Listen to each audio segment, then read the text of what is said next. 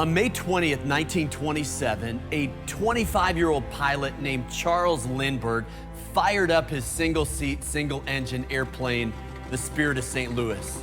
Lindbergh took off from Roosevelt Field in Long Island, New York. He had no radio, no fuel gauge, and no French visa if his flight was successful. Well, he flew as high as 10,000 feet, as low as 10 feet, fighting thousands of miles of fog over the Atlantic Ocean. 33 hours and 30 minutes later, Lindbergh touched down at an airfield outside Paris, becoming the first person to successfully solo a non-stop transatlantic flight.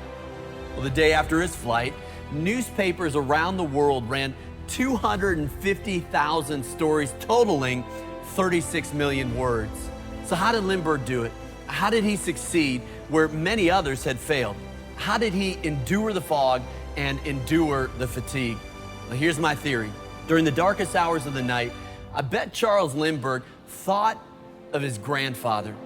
In 1859, August Lindbergh immigrated to America from Sweden and found work at a sawmill in Sauk Center, Minnesota.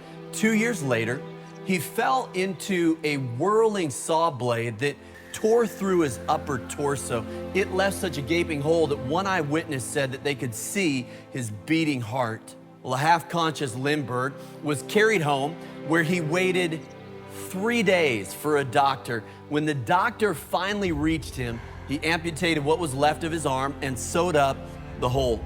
Now, here's the amazing thing to me. August Lindbergh didn't make a sound. I'm not sure how many times Charles Lindbergh heard that story growing up, but compared to what his grandfather went through, crossing the Atlantic wasn't that tough.